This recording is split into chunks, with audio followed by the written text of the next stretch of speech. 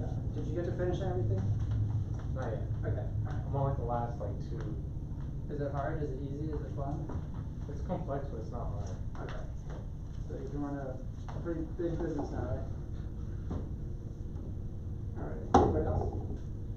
General automation, you said? I'm sorry. Yeah, general automation, things like that, anything, or, make, if you have another one that you prefer.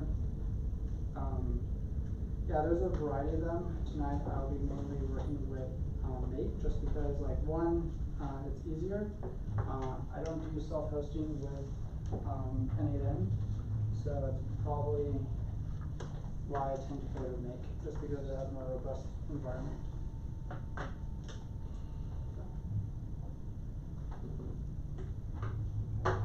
But while we're doing that, that's a little bit about me.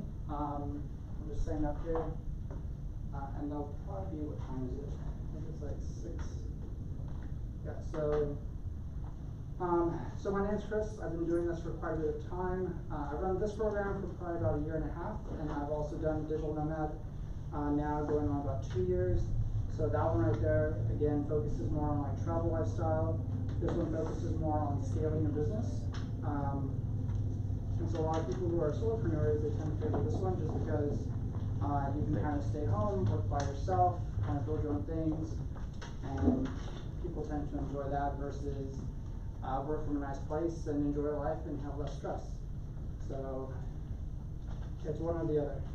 Are you here for Rising Trend? I was going to say hi at least. Oh, sure, yeah, absolutely. Come on in and you can check it out. So we're doing automation tonight.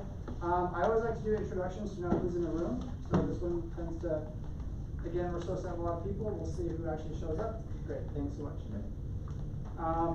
So we'll just go around the room, kind of, name, where you're from, what are you working on, things like that, and we'll go from there. Start with you. Yes, I'm Christian. I'm from Hamburg, Germany, which is also based in town. I've been through 2 startups in my last 20 years, and yeah, right now I'm working something in the area of sub-renting. Okay. Like Airbnb or arbitrage? In a way like Airbnb, but yes, but not the short-time rental, but the long-term.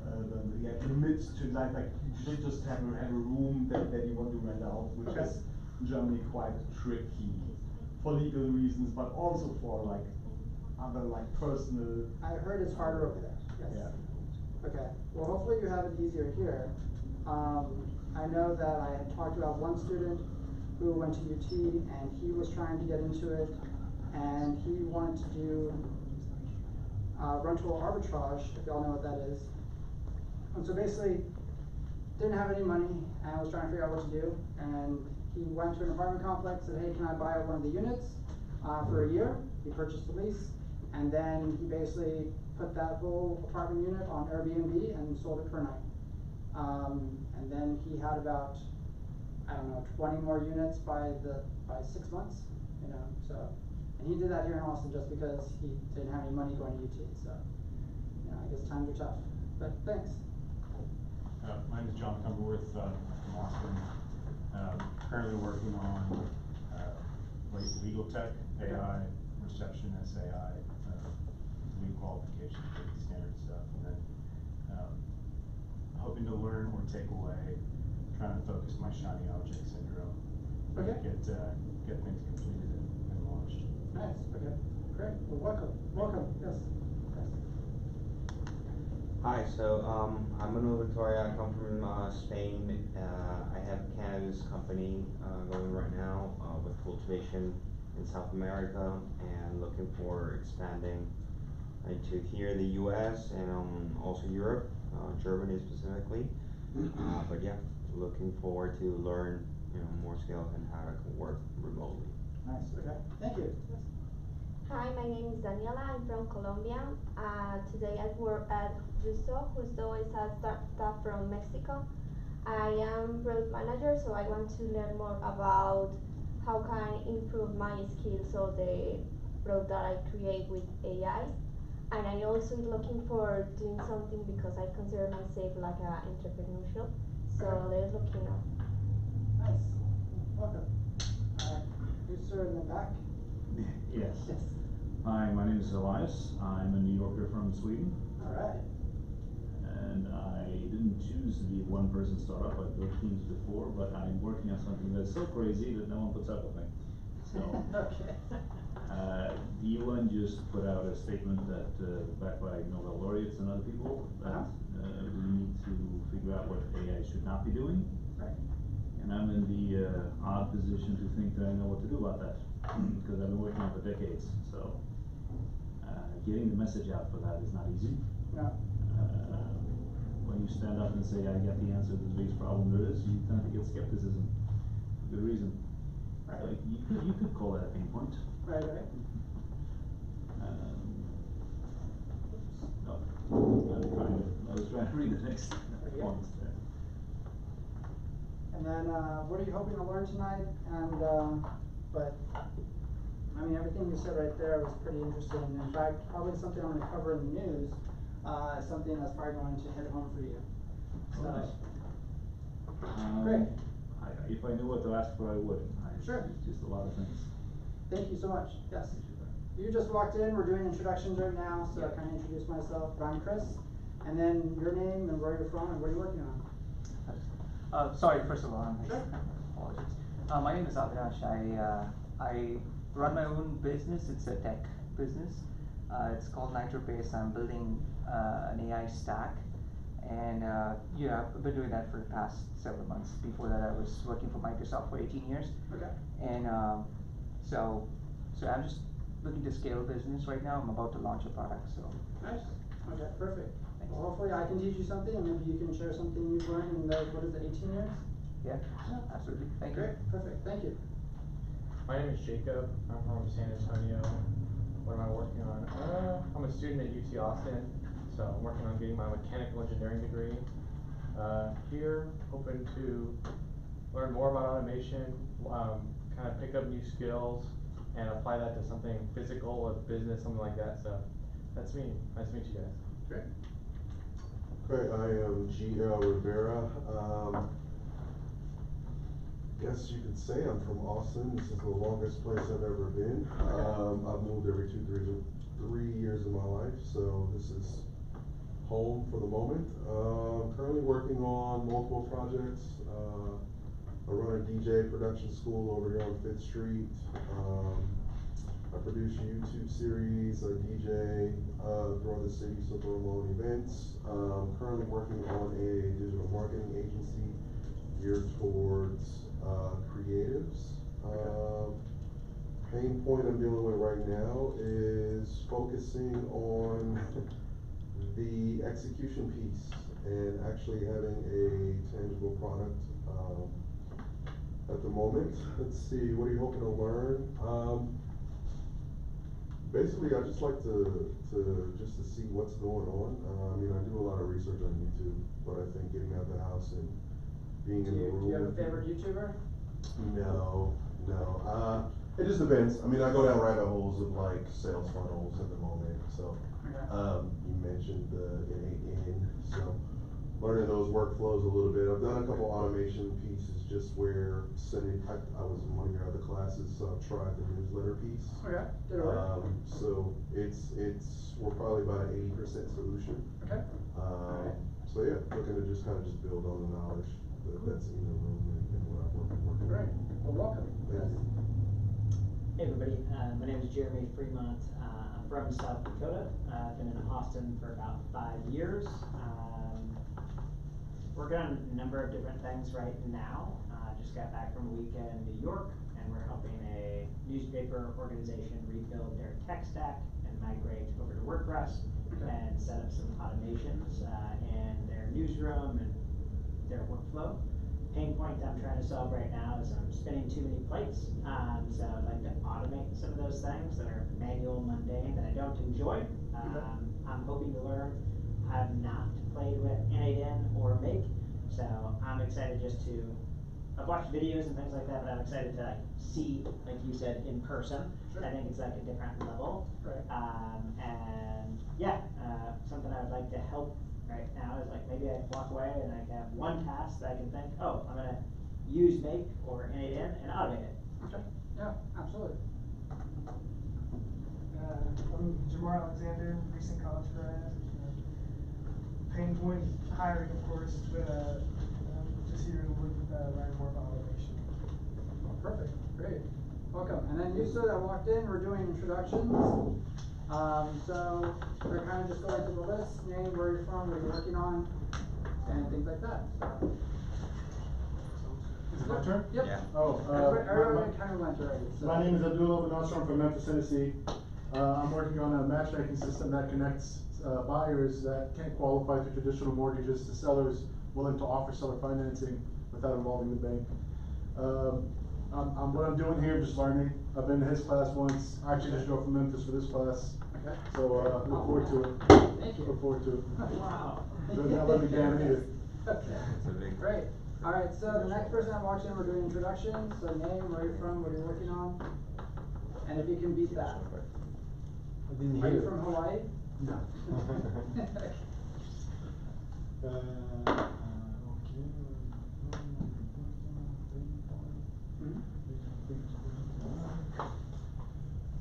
Okay, so hi everybody, my name is Monsef. I am originally from Algeria. I moved to Austin like a year ago.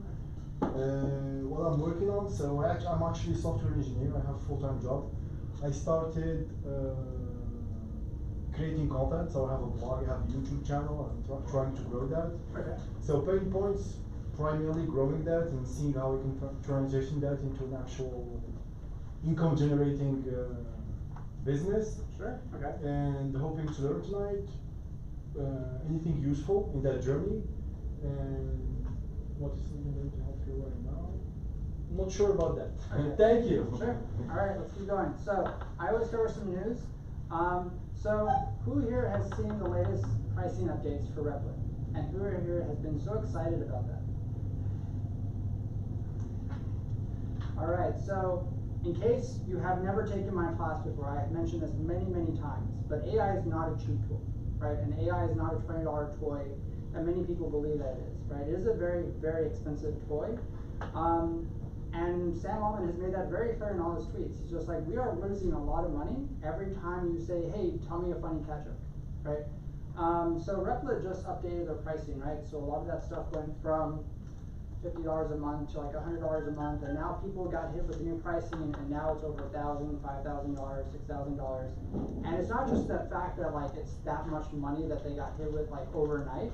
It's the fact that like if it does a checkpoint, right? If it does an update, if it does anything like that, it's like 25 cents now. It's like $1 now. It's like $2, and it's getting hit with all kinds of little fees, right? So I kind of put the titles here, so if you want to kind of type it in and look it up in these articles, because what many people are not realizing is that OpenAI has already kind of like said, hey, we're going to be updating our pricing pretty soon, and from what they have kind of put out, the next pricing change will be from $20 to about $44, right? And then the $200 model will go to about maybe $400 or $500 a month. So what does that tell you within the next 3 to 5 years? Everything will be above what? $500 and $1,000. Yeah. Right?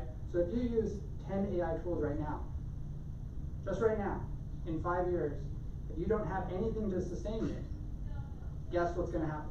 You are going to be the guy who falls behind, right? Because the AI is sort of like, now it's the wealth divider, right? And if you go in and you read the Replit Reddit section, oh man, that's a lot of very vocal people, right? Because they're realizing the projects they've been working on, they've invested a lot of time and energy on their teams inside Replit, they're getting hammered with the pricing. And it is suddenly killing them, right? Because a lot of them cannot afford it, right? So if you're using just 5 AI tools right now, imagine what that's going to cost you in 5 years. And so OpenAI has been very vocal about that. Claude has already mentioned that they're going to be upping their prices within the next 3 to 4 months, and that's the same for Perplexity and a lot of other tools, right? So if you want just 10 AI tools in 10 years, yeah, you better have a good side hustle, or 3 to support that. Otherwise, it is going to create a very interesting divide. You'll notice on YouTube, if you've been watching a lot of this stuff, where a lot of young guys are going in and just like literally locking themselves into a room, and they're using AI to build an app agency, a website agency, SaaS agency. Every little thing that some Bolt, Cursor, Replit can build for them real fast, and they're going out and just basically blasting out and trying to get all these clients, right? And in this video, he shows you how he went from like no clients to already making 6 figures within a matter of like less than a month, right? Is it easy? No. Is it a saturated market? Absolutely, right? If you were to understand really how this all works, if you look at just guys under 25 who come to Austin to build an AI agency, it's everywhere, right? So if you take, let's say, just 10 of them, and they each send out 1,000 messages a week for cold email, that's what you're building with, right? Are there 1,000 law firms to hit up in Austin? No. Right? Are there 1,000 manufacturing firms to hit up in Austin? No. So now you take that and times it by, let's say, just 100 young guys doing that, and now you start to see the scope of the issue, right? It's interesting what is happening, right? So this article right here, what if your startup was just you and 10,000 bots? So who saw the trending Twitter post about AI bot farms? Right? And these are just rooms where they're just stacks of phones in basically just cradles, right? And they're just laying next to each other, and each phone is just running like 100 bots. And they're just going on social media, they're going on blogs, they're going on Reddit, they're going on everything, and they're responding back to every person, everything out there. And they're posting videos, they're posting pictures, they're doing all kinds of stuff. And why are they doing this? To influence elections, to influence vaccines, health information, education, and they are making a ton of money doing that, right? Because they're not looking for a right or wrong solution, they're looking for clicks, they're looking for traction, and they're looking for numbers, right? And they're doing this on a scale that most people are probably not used to really seeing, right? And so now, I don't know if you've seen where, if you go to Grok, if you want to put a bot on Grok now, how much is it a month?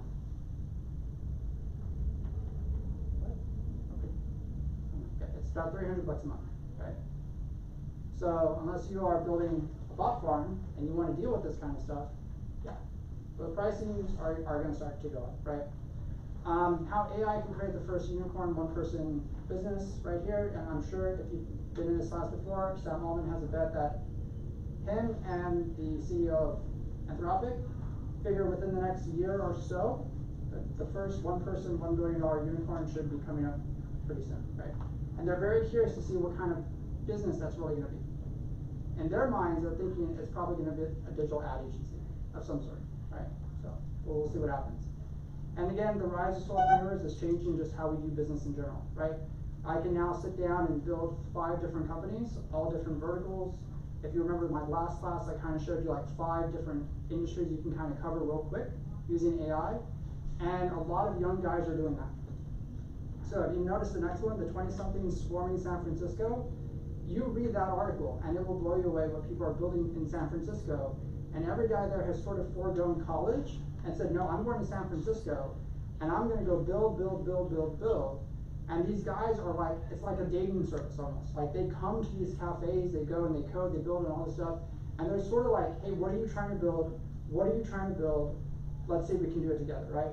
So what's happening there is these guys who are like under 21, 22, one of them has done an AI governance company. He's already raised $300 million in 7 months. He now has a team of about 150 people. That fast, right? There's another guy who's going in, he's 19. I don't know if y'all saw the controversial billboard ads he put up around San Francisco. Hey, don't hire humans, hire AI. And that's what his company does, is it provides AI employees. Right? He's already raised over 100 million and he's barely 21.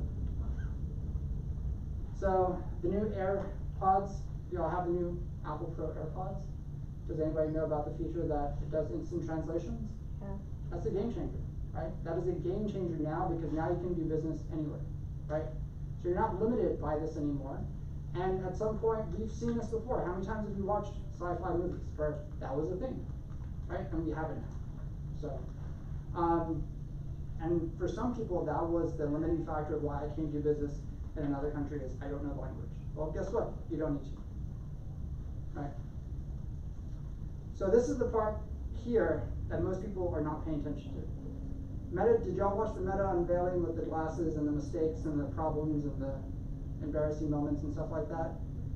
So, yes, it was embarrassing, but you know what? It still works, right? Still, they got the kinks out. But here's where it gets interesting, because this is the part that a lot of people are not paying attention to. Tonight we're going to be learning this stuff with automation. The part people are not paying attention to is AR. Now, you probably use AR if you're under 25. You're probably not using AR if you're over 35. You know what I mean by that? Who here uses Snapchat? One. That app is like the leader in AR technology. Anybody know why? It's all filters. Would you like to explain what a filter is to people who don't use filters? No. The guy in the back. Oh, it pretty much just like it tracks your face and then applies onto your face. Like you guys have all seen like the dog filter. Yeah. Like it puts like the ears on your head and gives you like the nose. That's kind of like the seed to the tree that is AR technology. So who here watched the videos, the silly videos when Apple Vision Pro came out? And y'all saw all these guys wearing things and they're doing this and they're walking out of their cars and they're acting all cool and stuff like that. It's all funky and everything right now, right? But we'll eventually get to normal glasses, and that's what Meta did. Was he got to a frame that just is normal and we all wear glasses. But it provides a layer that we've all seen in movies where I can look at something, I get instant weather, I can see the distance of an object, I can see all kinds of information around me. So basically the point is that Zuckerberg says those who can afford glasses will now be at a cognitive advantage because you'll be able to see way more information than the average person, right? Those who cannot afford them will have no idea what's going on in the world. They will just see the world, right? So if you're an engineer and you're using AR technology and you walk into a room and you're looking at stuff, it can tell you where heat leaks are, it can tell you where any type of chemical problems are going on. It can tell you all kinds of things in the rooms before you yourself can even figure that out, right? So now you can use these goggles to go in and build automation systems, right? Because you can look at a room, look at objects, and if you build AR technology and software to build automation in your vision and say, hey, this room right here, I need to improve operations. Show me the things that are going on. It can identify all kinds of machines, right? And you're just walking in the room. Meanwhile, it's processing all that information and it's building out a workflow that you can provide. So that's where it's kind of going. Is any of this new to you? Let's keep going. So I have this right here because we will be using Make tonight. So if you do want to use this, you'll get some operations for free. So if you have not signed up for this, please scan this because we will be using Make tonight. I will let you kind of scan this, set up your account. Is there Wi-Fi? There is Wi-Fi. Okay. Yes. There should be a Capital Factory guest sign up. Yes. Yeah, I found that, but you need to put like a room number. A room. That's the Omni one. Yeah. You want Capital Factory guest. You have the hotel one. Yeah. Thanks. Sure. So I'm going to be kind of moving in between, right? I have slides, I have some information, but I'm also going to make this sort of dynamic, right? Because I want y'all to get more out of it. I'm going to be going over most common workflows that most solopreneurs deal with, and we're going to slowly start to build some of those in the environment, okay? We're going to run into some issues, but I also will let you know that it will be a little hard to kind of operate them because unfortunately a lot of these operation systems don't have a sandbox, right? So you will have to connect some of your accounts. You will have to connect, if you don't have a paid version of things, it will sort of be a simulation of sorts, but yeah. All right, everybody should be sort of working on that right now, and I'm gonna go to the next part. So we're gonna cover some information, and then we're gonna get into building, okay? So again, automation principles is basically just time savers and growth multipliers, right? We've all sort of built an automation system, right? But a lot of people don't really realize like the scope of what automation comes down to, right? Most people understand there's a trigger, you have an action, and then you get an output from there. And you're trying to sort of build simple tasks right now, right? Does anybody know the difference between a task and a process?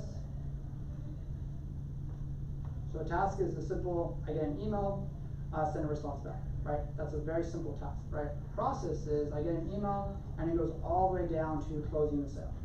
Right? That's an entire from start to finish process. So we're gonna start with some concepts and then we'll eventually move to some more advanced stuff.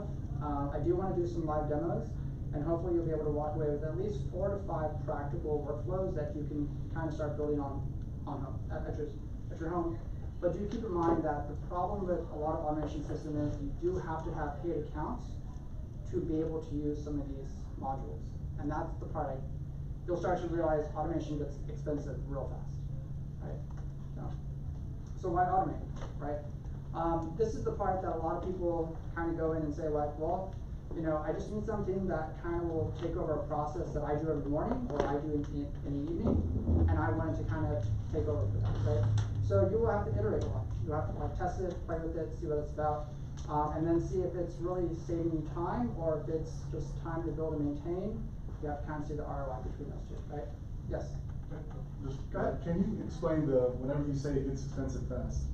I currently use Make, it's not expensive, so can you kind of break down what it is you're talking about it gets expensive and what scale specifically? Right. Like, are we talking about 1,000 of, like 1,000 of prompts, or what are we talking about? So if I want to add in ChatGPT to my workflow, do I need a paid account? Yes.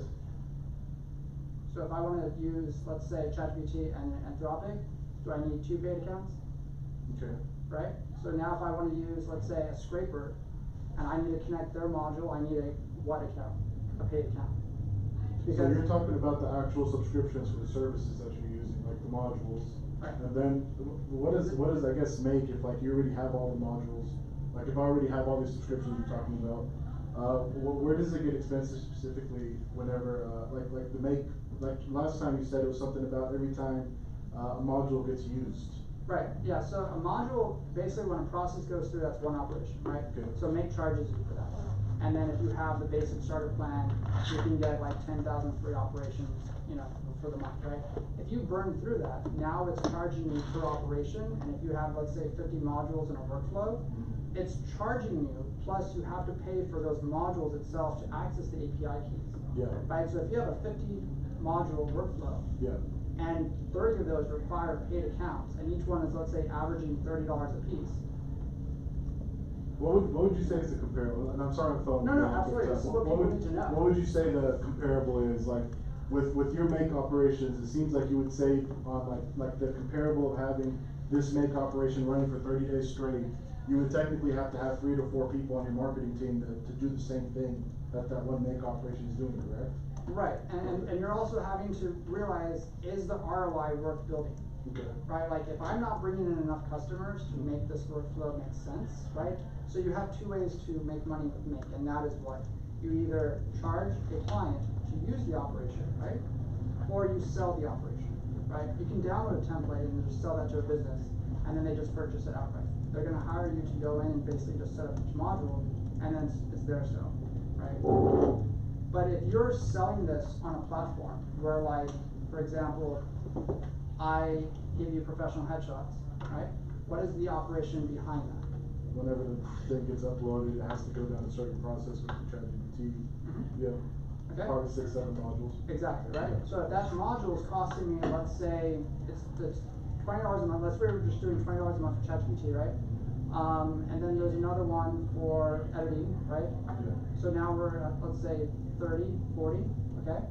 And then Make is, if I'm using it 1,000 times a month, right, I'm still within my 10,000 limit. But if I go over that, then I'm gonna start getting charged by Make, right?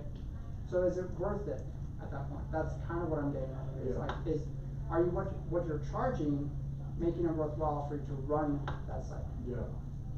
So that's kind of where you have to kind of balance things out. And that's why in the Make environment, when you run your operation, it tells you how much it's gonna cost. Yeah. So. All right, building blocks of automation. I know it's kind of a lot, but we're gonna get into building pretty soon. But this part here is just trigger flow. Yes. We share the slides up once. If you want them, yes. Yeah. Some people want them. Some people are just like, it's too much. I'm going to. Okay, so right. Same statement. Yes, yeah, absolutely. And there should be a sign-in sheet. If you want slides, just put a little star by your name that you want the slides, right? And make sure if you did come in and you haven't signed in, please sign in. Okay. Yeah, so just make sure that you understand like the tools you're using.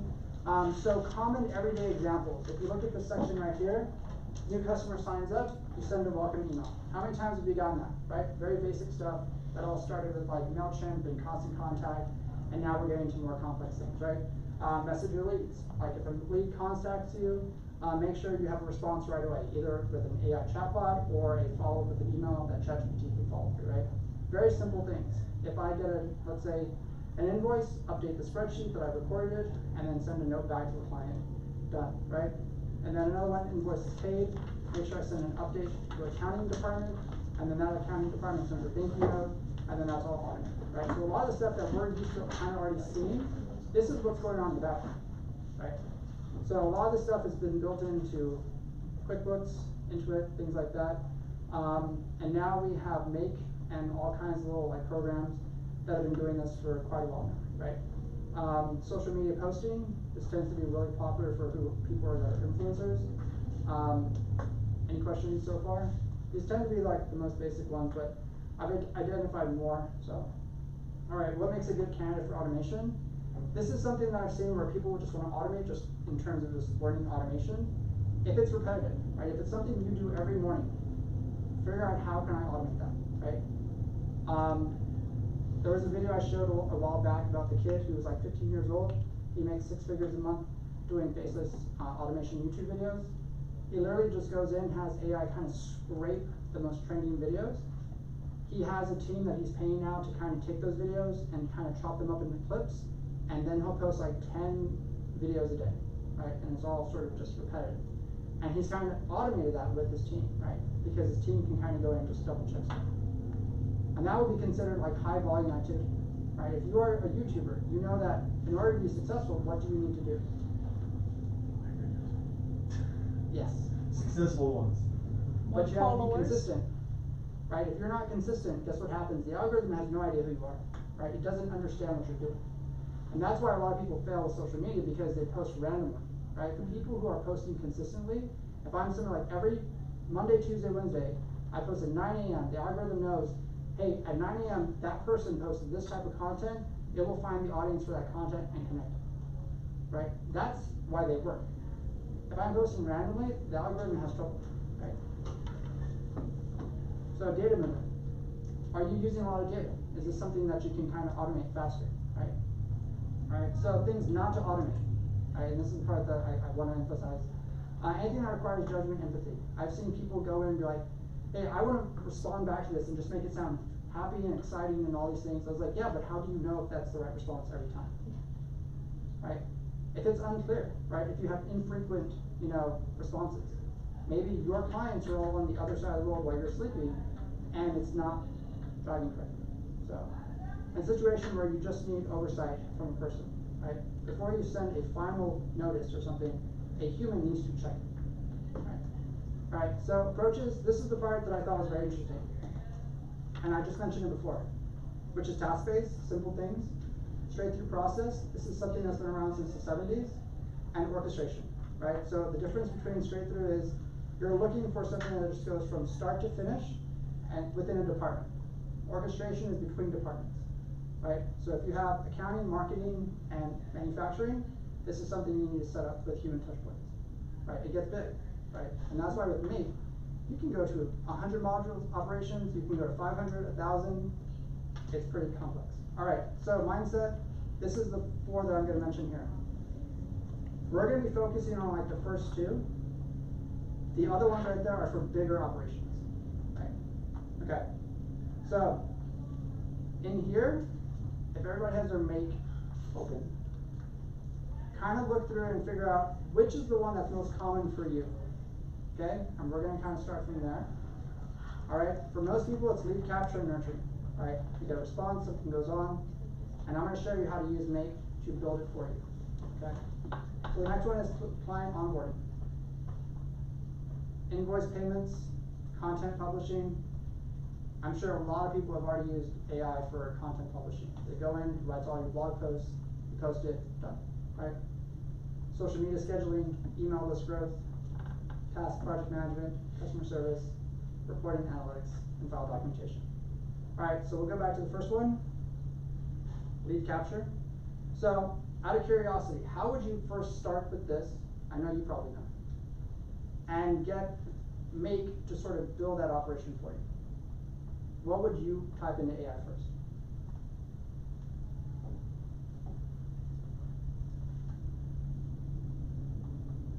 How do I make automatic Facebook posts? Okay. So if you're in your make environment, right, you should see this little guy, you should see your operations, right? In the corner, you should see your AI tool, right? If you click this, you're going to type in what process you're trying to build, right? So if we're doing lead generation, you said, what was it, social media posting? Yeah. Okay. So if I want to be more specific, I want to do, let's say, TikTok or Instagram, right? And I want to do something every Tuesday at 2 p.m. Okay? So what I'm going to do is I'm just going to go into this box. I want to build a workflow that helps me post on TikTok. Actually, I'll do Instagram every Tuesday at 2 p.m. So it's going to kind of go through, it's going to look for a blueprint, right? And it's going to see what it can find that's similar to this, right? So it knows it needs a scheduler, it knows it needs Instagram, right? So it found two modules that I can set up, right, for scheduling. So schedule and a timer on a webhook, right? So if I know that, anybody know what a webhook is, by the way? So webhooks are basically, it can go out and kind of grab information on a trigger, right? So I can kind of use this for my operation. So if I grab this guy right here, and of course I have to create a connection to this program, right? Now I don't have the program, I don't have a paid account for this, and that's why I'm showing you these operations of how to build them, right? But what it's going to do is it's going to ask for my API key. You gotta have a paid account for that, right? So if I don't have a paid account, can't use it, okay? But what it's going to do is going to create a scheduling system to go into Instagram, right? I can create a connection and I can connect that to my Instagram account. My Instagram account will take that information and then I can post it, right? So what could I add between this to kind of tweak stuff? Maybe like a feed. Okay. Like a news feed, like create a post about a new. Anything else? Stop points for interaction, like reviewing Okay. AI generated suggestions. Okay, so if I go in, can you update the workflow to include ChatGPT to help generate a post with image for Instagram?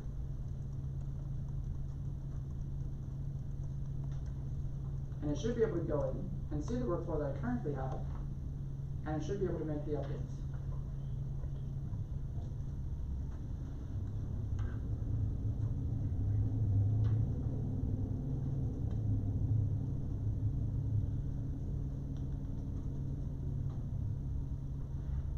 How do you define the content that you want to put in there? So inside the ChatGPT module, it's going to have a section for prompt, right? So you're going to go in and write a prompt, right?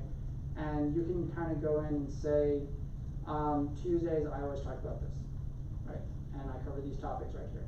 And you can also give it the section of just saying that vary it between these topics right here and rotate the information, right? Because if, let's say your industry is fashion, and I always talk about the latest this, right? So you're going to put in sort of a variable that says, look for this online, and it will find trending fashion information on this website.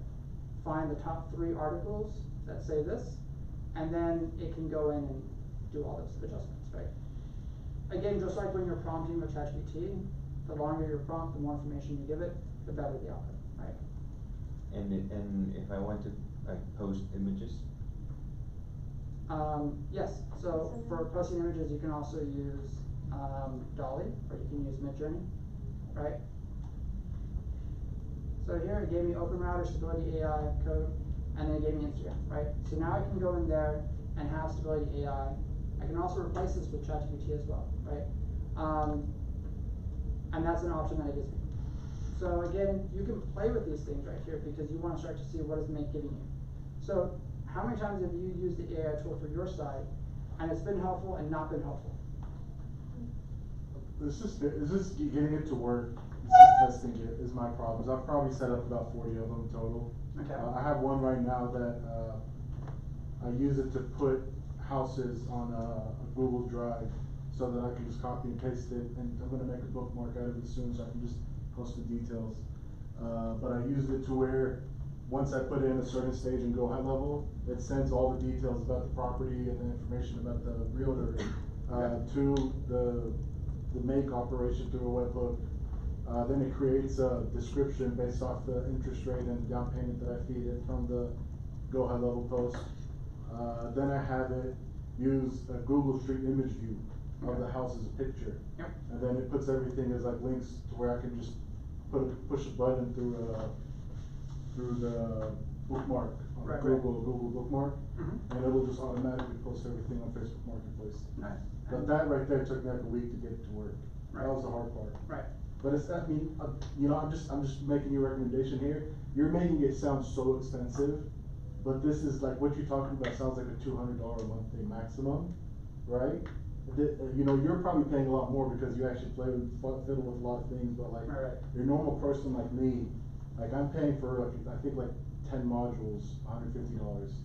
And it's like, you know, if I wanted to hire people, I'd have to probably pay $2,000 a month for this, so. Yeah. I think you're scaring away people with how much you keep talking about how expensive it is. But for like a simple task, I think it's nothing. Well, but prices What are will you go trying up. to build, what do you build with that, with those 10 modules? My plan is to be able to post every day like he does. He's the one that taught me about this. But like, it'll get expensive for me because I'm doing probably 30 or 40 different operations. I had AI callers too that I built with this using a learning language model. And it worked really good. That was expensive. That was very expensive because I had feedback going in and feedback going back out. Right. So like each person was like 12 operations every time I made a phone call. So Wow. it was very expensive. That's when it gets expensive. But like for simple things, there's so much value in this and what he's showing. And I feel like people get a little scared because of the repetitive, this is a fee, this is a fee, this is a fee, but it's all really small fees that can be scaled so much. You can get so much use out of it, in my opinion. Alright, so what I'm doing right here is I'm showing you the other side to using ChatGPT, which most people are used to. And what I'm gonna have it do is give me a prompt to give Make's AI prompt, and we're gonna watch the difference, okay?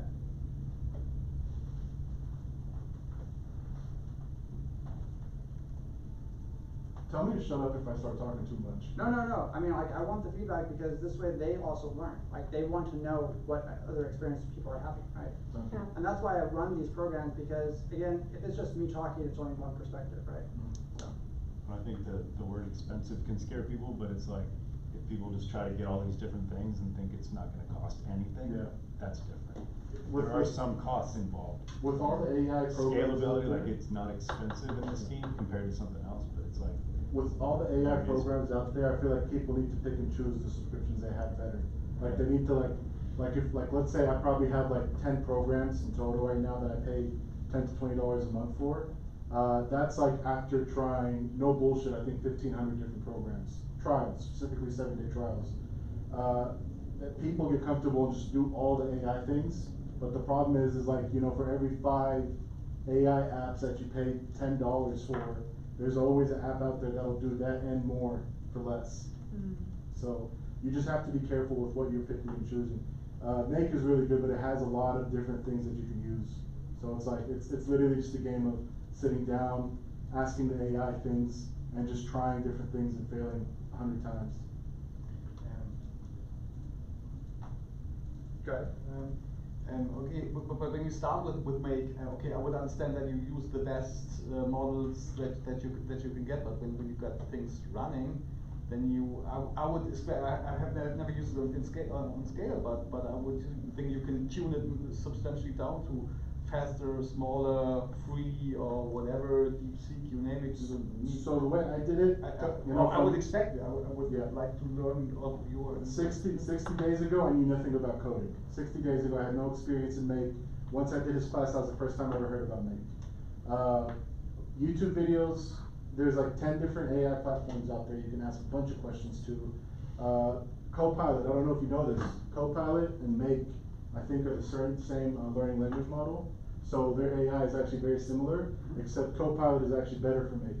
So like whenever you want to build a module out, try using Make, try using Copilot. But anyway, you ask it the questions, you ask it what you want, you get feedback from the different AIs, and then you kind of start just testing. It doesn't cost anything to test.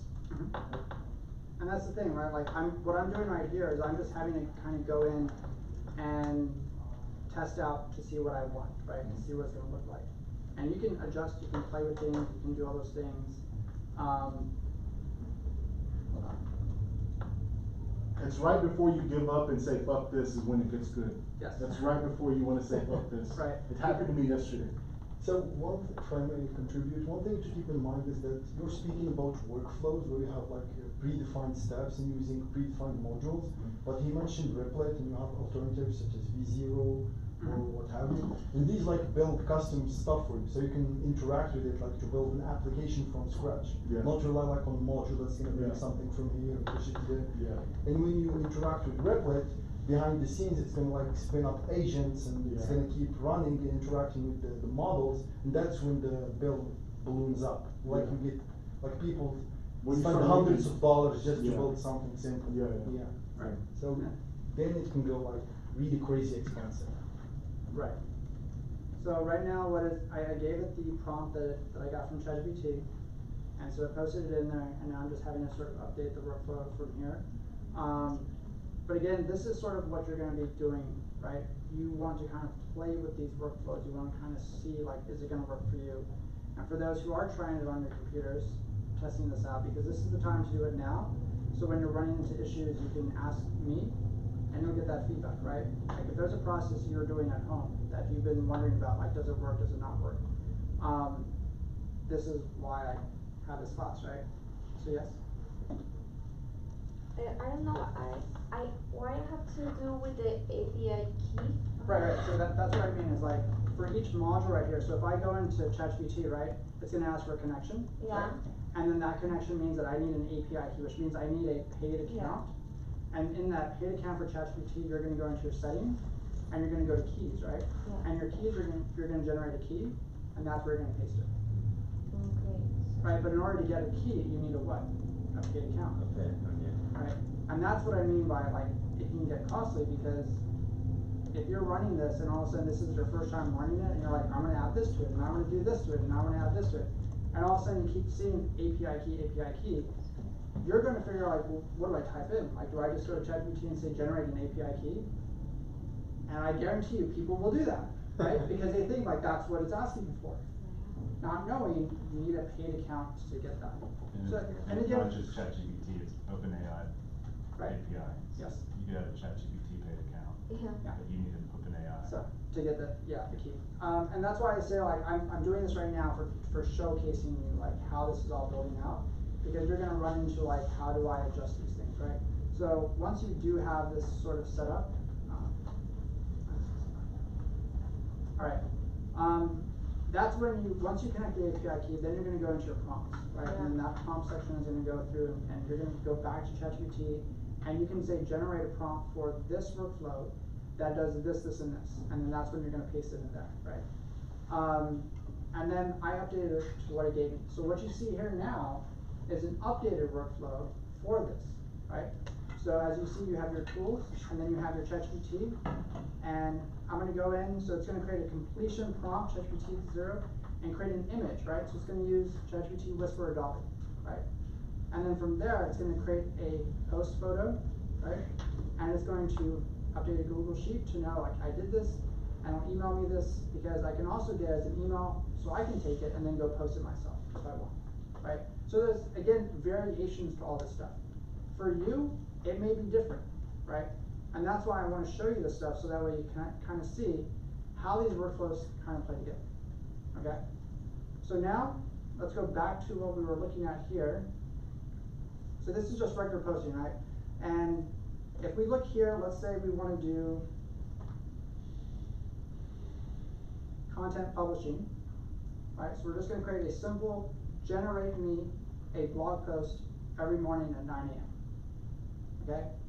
So go either to ChatGPT and create a prompt, or go into Make and create that, and I want you to tell me what modules it gave you. Okay?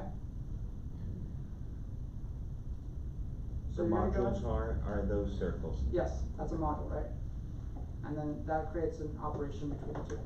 So if I run it, then yeah, so it won't let me run because there's nothing connected. But it shows you how they're all working together. And again, for Make, it's one of those things where you can run it every 15 minutes, every hour, or custom, or every morning, one of those things. And again, it's based on operation cost. So go into your AI assistant if you want to try it from here. Type in something for content creation, right? So whatever blog you do right now, go in there and see what workflow it gives you. And if you wish to share it, please do. I'm going to create one so that way you see what mine looks like, okay? So, in the chat, I asked it to clear the template and create automation for LinkedIn post. Okay.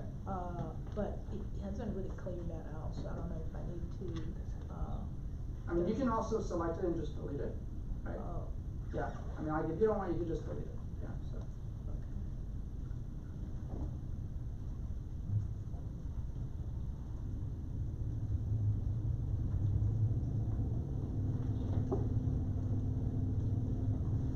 I didn't bring a laptop, so I'm just gonna sit Oh yeah, there. please, absolutely, yeah, you can watch what I'm doing. Yeah. And if anybody wants to get closer, you can so you see what I'm typing. There's lots of chairs open. So.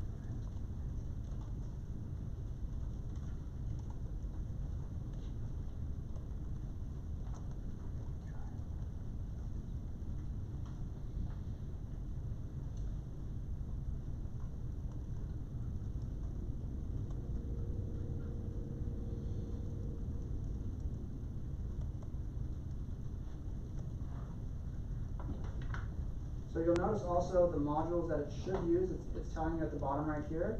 The modules it should be using included should be your scheduler, an HTTP module, a Substack module, Google Sheets module, and email, Telegram, or Slack module as well, right? So we want to make sure that when we look at the workflow that it generates, it should be close to that.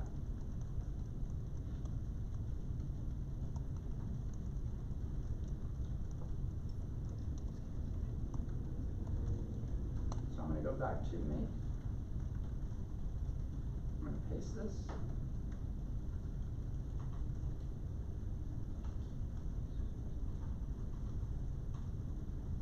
Okay. Now let's see what it does. Again, simple. I just want to create a blog post for my Substack newsletter. All right.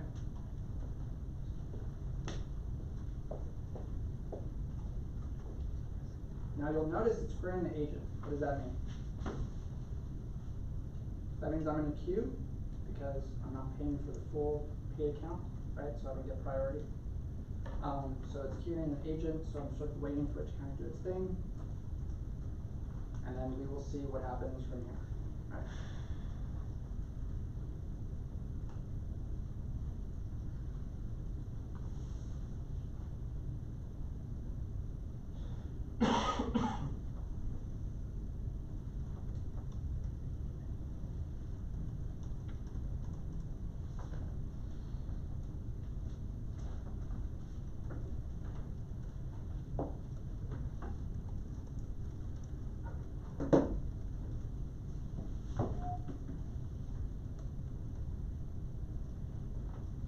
got a question for you while this is waiting.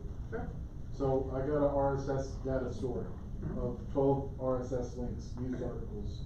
What I'm trying to do is I'm trying to, every time a new article comes up, starting at 9 AM, ending at 8 PM, I want to post, I wanted to send it to ChatGPT, then to send it to HeyGen to create an AI video of like a, basically like a news lady talking about it. Oh, yeah. Using a Faces AI video. Uh-huh. And I wanted to post on Facebook, at Facebook, LinkedIn, all that stuff. My question is, one, the RSS feeds, how lazy can I get with this? Like, do I have to make one for every single RSS feed and link it to one thing, or can I do like the whole data store with all the RSS feeds at once? I mean, you might be able to do parallel prompting with that, because if you do the parallel prompting, then you can have it sort of like run it all, right? And then have it sent over to basically generate a video for each prompt. Okay. You could try that method. If not, it may be the case that you have to do individual, right? I would try parallel prompting first, right? That is very popular right now, just because you can do way more faster. So yes. So that'll all be in one scenario though, right? Like what you're talking about, parallel prompting, that's just gonna basically be one of the modules? I mean, like, so probably it's probably gonna be under it's gonna go through ChatGPT. Okay. And then you're going to basically instruct it that each prompt act as individual prompts, right? And you're gonna take each one, make sure they're parentheses and all that stuff. What would you do? If you, like if you have 12 feeds and you had, 6 social medias and you wanna post 5 times a day using just those feeds, you wanna make it consistent.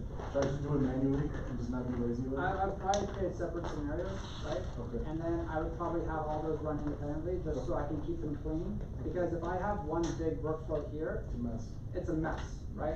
But if I have individual scenarios, I know like I'm only doing this RSVP, right? That would cut down so much noise. Yeah. Okay. Okay. But as you can see right here, it updated my workflow, right? So I went in and it showed that for ChatGPT, let me just zoom in real quick. So open completion, yeah, so it's gonna generate a prompt and it's gonna have a router, right? So that router is gonna send it to an email, and I have 2 options, and that is I can take it and then I can post it. But this is, the reason why it has a router is because this is for Substack, right? So I'm gonna do this, and you can have a human in the loop, which is basically, hey, I have my generation, here's my thing, do I like it, right? If it starts posting and all of a sudden it hallucinates as it posts, right, and you don't check it, it can cause problems, right? So you may get it and all of a sudden like, hey, I like it, okay, great, I'm gonna post this to Substack, I'm done, right? And that's something you wanna kind of play with as well. I've seen people who create the whole thing and then it posts, and then they go back and they're like getting all these responses from their subscribers, and like, why does this not make any sense? Like, why does this say this? And you go back and you're like, this isn't what I needed to do, and it hallucinated, right, or messed up, right? And now it's too late because it went out to all your thousands of followers, right? And now they're wondering, what am I paying for? If you think that has not happened, let me tell you, that has happened to even major publishing agencies, right? Where they depend heavily on this automation system because they did not have a human in the loop, right? But again, playing with this stuff gives you a sense of where are things going, right? So your router kind of helps you show like how much do I want to go. So if I have an email, it goes to my email. I can look at it first, but it's going to log that it sent me an email, right?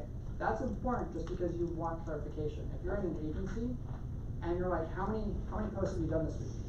You can go back to the sheet and look at how many posts have been generated, and then go back to your Substack letter and say, why don't these numbers match? Right? So it gives you accountability, and that's kind of why it's showing you like that, right? So you have this, but then it also emails you the template and says, hey, does this look good? Right? So again, it's going to be up to your business and you how you kind of want to operate things, right? Do you want accountability, or do you just want it to just post directly to Substack or LinkedIn or whatever, right? And for many people, this takes time, right? You're going to have to iterate, play with it, Is there a workflow here that you're interested in knowing more about, like something simple that you're dealing with? Client onboarding. Who here is seeing on LinkedIn, the young guys who post, I just helped a client get 300 phone calls and booked this many clients using this onboarding strategy. And if you want the same book right now, comment, like, follow, and comment that, hey, AI guy, right? I think we've all seen that. If we're really in the AI space, we've seen that so many times, right? And all you just see are all these posts like, AI guy, AI guy, AI guy, and then it sends it off, right? I've gone in and looked at some of these guides, and I'm like, what is this? Like, this is a way to gain traction and gain your numbers, right? And then you read the book, and it's all just generated by AI. Right? It's worse on Twitter. Let me tell you, it's even worse on Twitter. Sometimes I have to call these guys out on their crap because it gets so bad. But they got nice AI-generated images. Let me tell you that, right? So some of the other ones right here is social media scheduling, right? So if you remember the one from before, Helena Liu, did anybody here go and actually watch her full video to understand how she built her workflow? It does take some time, right? I could take some practice. But she shows you how to post on all the platforms, and she shows you how to set up the entire workflow for that, right? What is the name of her? Helena Liu. And if you like, I can show you.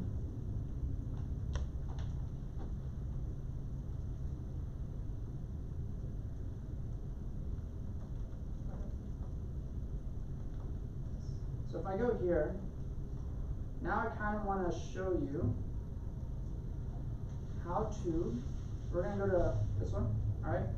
And then that one right there, I'm going to click on this.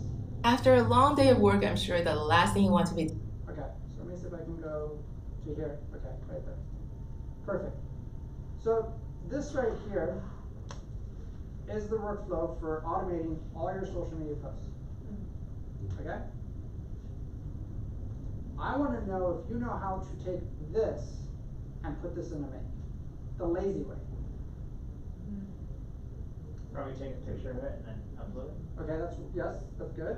Anybody else? JSON, can you download it? Okay, that's a lot of steps. I'm lazy. I'm really. Tell ChatGPT to build that flow. How would I do that? A good prompt. Upload the link to a YouTube video and say. Yeah. You see what he said? Just grab the link. Because remember, ChatGPT can go in and read the transcript, right? And it can read the transcript and be like, hey, just take the workflow that she built and give me the prompt to give to make. That's crazy. Say it again. Say that louder. Sick. See? I'm lazy, right? So that means I find very creative ways to make things happen a lot faster. So rather than taking a picture, yes, that's one option you can do actually.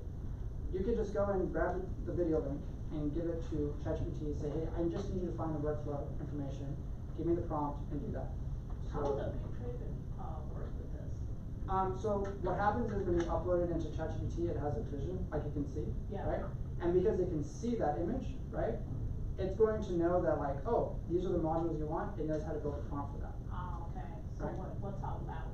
Right, Okay. so I can go in and do like a snipping tool right here, and just like screen grab that, and then just upload it, and then it'll just build it for you, right? So you have different options of trying that, right? But the point is, think like a lazy person, right? And you'll be very surprised how fast you come up with solutions to simple things, right? So many times, and yes, this is a real thing, people will go into like playlists, and they will grab the link for the playlist, and they will go to ChatGPT on a paid account and say, create a course for this. And it will generate an entire course. And what will they do with that course? So, Meanwhile, they're making a peanut butter and jelly sandwich and they just made a whole bunch of money. Wasn't Notepad I mean, if you want. I mean, like, I would just use like Word and just throw it into Word and have ChatGPT slowly build out your modules. No, I mean Notepad 11 from Google. Oh, Because Notebook it 11. does those Oh, kind okay, of sorry. courses I heard like Notepad, okay, those yeah. podcasts. So are you trying to create a podcast? Because if you want to do a podcast, you can do that too, right? Like you can go in and basically create a podcast off of a podcast, right? Yeah. If you saw the first iteration of Notebook LM where they took the terms of services for Facebook and turned it into an entire podcast, right? You can make money doing that, and people have already been doing that, right? Like I can go and upload a comic book and turn it into a podcast, and people have been doing that on YouTube already, right? You don't need studio equipment anymore. You don't need to hire actors anymore. You don't need to sit down and figure out like, do I need to buy a mic? Do I need to get studio lighting? Do I need to do this? You don't need to do any of that anymore. You can just literally upload it. Done. And who sits and talks? Who sits and talks? AI. But you see a real person? Like if I enjoy watching the podcast, like watching the person talking, what happens then? Alright, so before I answer that, does anybody have an answer to that? Because I know what the answer is. Yes? I mean, you can create a video, like a narrative, but. I mean, you can do it in their voice. I mean, if you're just listening to it, you can just create. Use HeyGen or 11 Labs. I don't know if 11 Labs has video yet, but. No, they don't, right, but they're not trying to do video, they focus on voice, right? Yeah. So you can go to Runway ML, you can go to Clean AI, you can do all that stuff, you can take the podcast and just go to a video generator, create the video, right? And now, it's going to see everything, and there you have people that are not real, that's all AI, and there's your podcast. And people have already been doing that for a long time. But when you enjoy seeing people talking, then you will Yeah. not enjoy generated people talking, at least at the level that. And remember, you can make it whoever you want, it can be Santa Claus and somebody else talking. Yeah.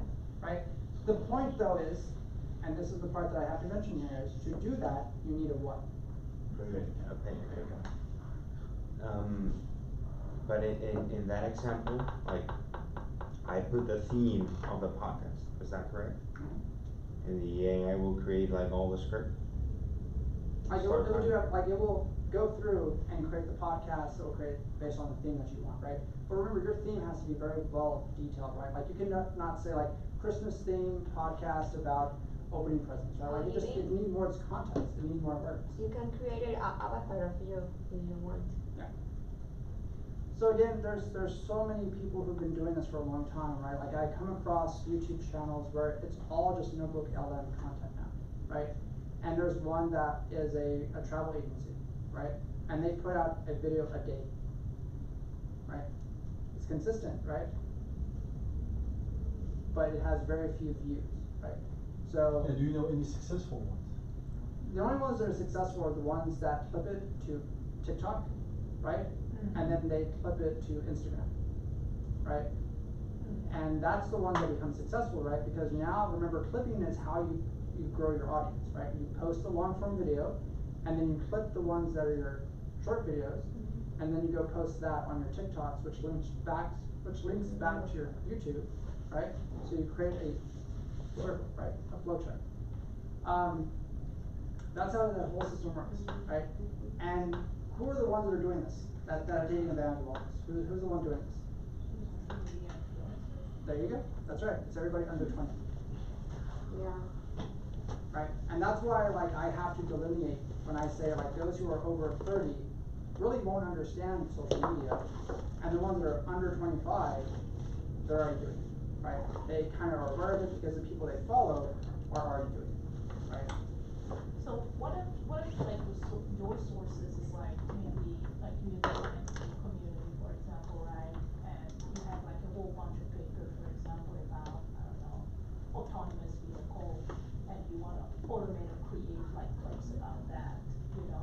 So it's not like it can scrap something off the internet. It has to be like a repository of like a whole bunch of papers, so you can do that.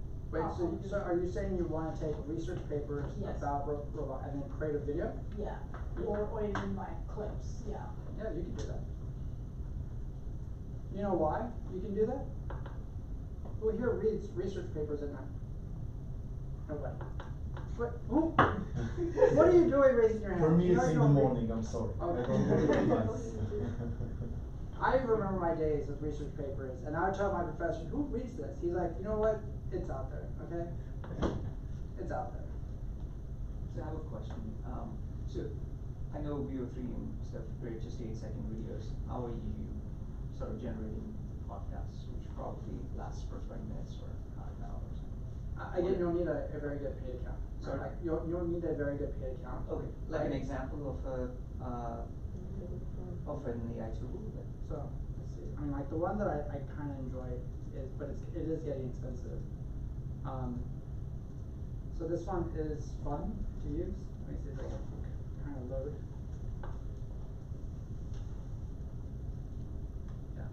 Oh, that's a good point. Yeah, I mean, they do a lot of stuff, but I was hoping it would have already shown, like, its stuff right. Yeah, so basically, like, this is your environment that you play with, right? Motion control, camera movement, all your stuff. And your output right here is 5-10 seconds, right? And that's just because I'm not logged into a paid account.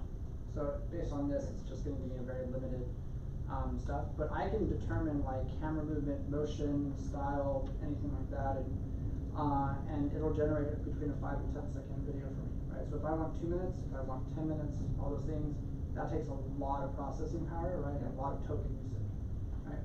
So then you'll go and just basically get a paid account, which is what most filmmakers do now, is they'll just buy a paid account and do that, right? So who here pays attention to AI film festivals? No? What's going on here? Film festival. I mean, I heard of it, but I didn't know there was Oh my gosh. festival about it. People, come on. Alright, so Austin AI Film Festival. I know this guy, he's the Oh, it's president. on, So if you go on here, he's already uploaded all the videos that people generated, and this was, I think he posted them all during like South by. And he showcased the awards, all these things, like people that were posting them. And he kind of shows you like, hey, if you want to be a part of this, you can even submit. Like if you make one, you can go meet the guy. I've met him several times at the AI meetups. And it's really cool like what people are building here, right? Like if you want to be a part of the filmmaking community for AI, go check out his events. He has monthly events, right? And go see what they're using. A lot of these guys will sit down together and they'll be like, hey, let's create a little like 5-minute little short, 10-minute short, and they'll kind of like flesh out some ideas, right? Oh, wow. And Do you know what is it? Where can I meet those guys? Good. I mean, he usually shows up at AITX, which is tomorrow night at 5 o'clock on the 5th floor. Like he'll come around to those, that's how I first met him, right? But he does put on his own filmmaking events, right? Like he's part of like Austin Film Society. If you're not filmmakers, go hang out with those people. They're a lot of fun, right? Like I was a filmmaker for a long time, and I guarantee you'll have so much fun going to their events, right? Where can I see the events? I'll show you real quick.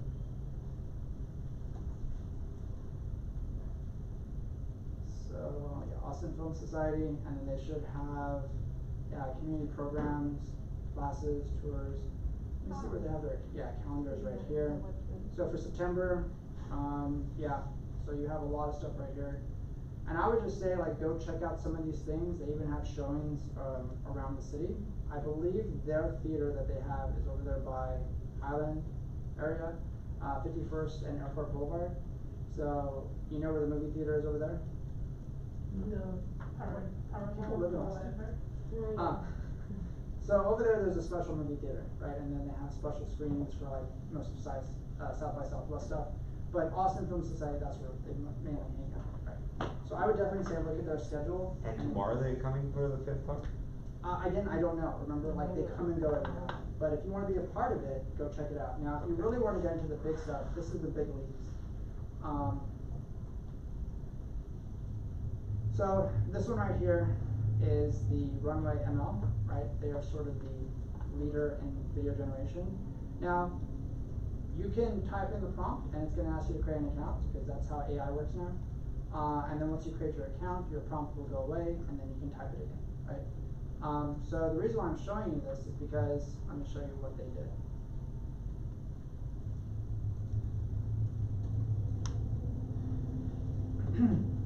So this is their film festival, right?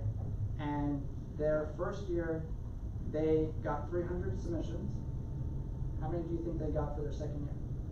100,000. 3,000. We're now going into, I think, the 4th year, right? How many think they get now? 1 billion. Exponential. It's around 50 to 60,000 submissions now, right? So why are they sort of the leader in this stuff? Why are they kind of big on this? You know why? They're sort of the only ones that have a AI filmmaker fund, which means that you can apply to their fund and get money to go make your movie. Wow, that's purely generated by AI. So everything you see here is all AI. There are no actors in this. .io. Yes. Yeah, that's a very good new model. And the thing is, we're only going to get more. right? We're just gonna continue to get more and more and more, and more places. And unfortunately, it's gonna cause more damage to the environment.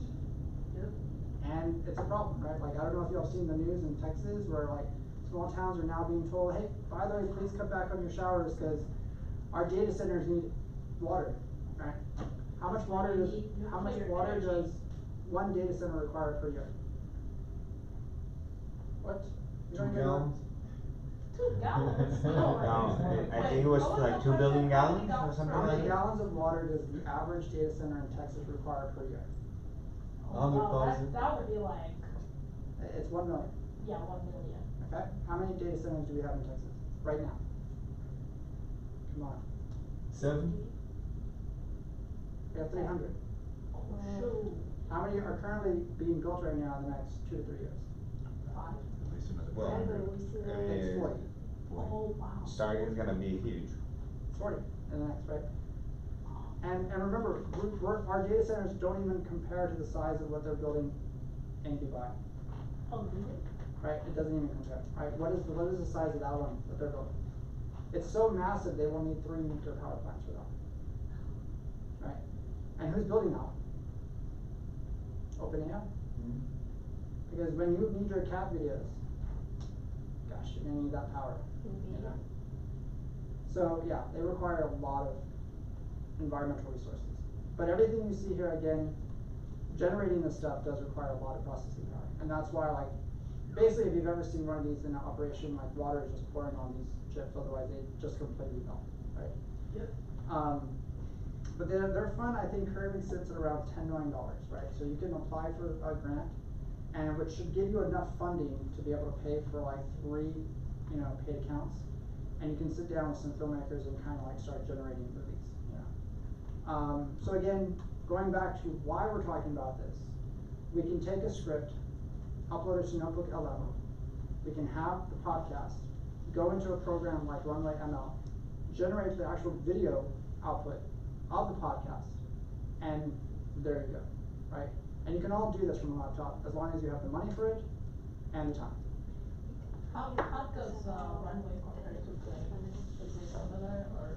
I mean, I would probably say they're better, right? They've been doing Runway this, is yeah, better. Runway is better just because they've been around longer, right? Okay. Tame has been around for like maybe a year, I maybe a see. year or 2 months. Yeah. Runway has really like been able to refine all the mistakes that are going on, and Yeah. and that's why VO3, I believe, is like with Gemini, their video generator, What was the name for the script? You say something about script, movie, or podcast? I mean, like, I would just use ChatGPT to create a script, right? And you could just take that and upload it to Notebook LM. Notebook LM. I'll show you. What's the Runway address? Like I'm typing Runway AI, but No, type in Runway ML. Oh, Runway ML. Yeah. Alright, so this should be your, Notebook LM right here. This is what you should see on your page. So you can go in here. So I will tell you, this is how things have dramatically changed since I was last in college, right? College students are now using this to study, right? Like, why read a book, right? Why read a chapter when I can upload this to Notebook LM and now it's a podcast, right? And now I have way more ways of learning things than I've ever had before, right? Because now it's a conversation, right? And it's gonna get to a point where I will be able to stop the conversation and like, hey guys, could you just clarify that point real quick? I wanna go more into this. Sure, absolutely, let's cover this real quick. Right, just give it 2 more months. But basically, you can go in here and you can upload whatever you want. You can even take a video from YouTube, turn it into a podcast, right? And that's what people are doing as well, right? And how does that differ from 11 Lab, where you could create sound? So remember, 11 Labs does not do podcast generations. It only will take a script that you've given it, right?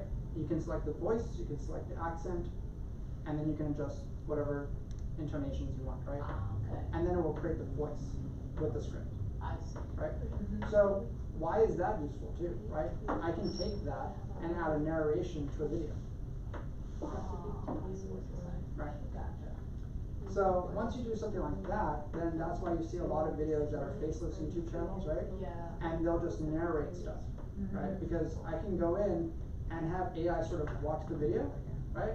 And then I can have it sort of generate the script matching what's going on in the video. Yeah. And I can go pick a voice from it, right?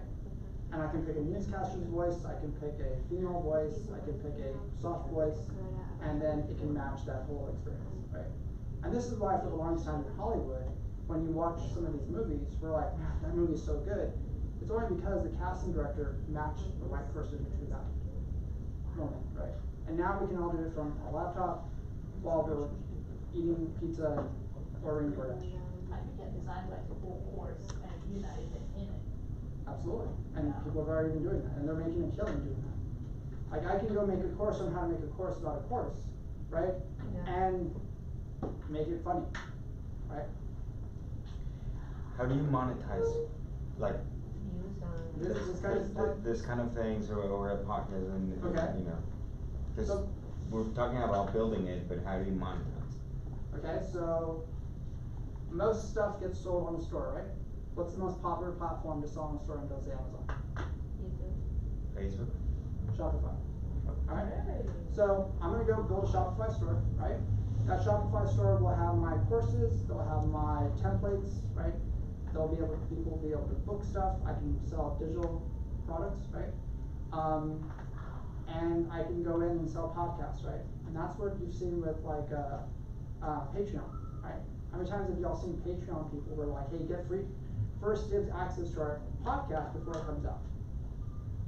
Well, I can have a private podcast, or I can have a private, and I can just sell it all through a Shopify store, right? So to gain traction on a Shopify store, what would I do? TikTok. Very good. What else? I could, right? But we're forgetting how the internet works. I can run ads for my store.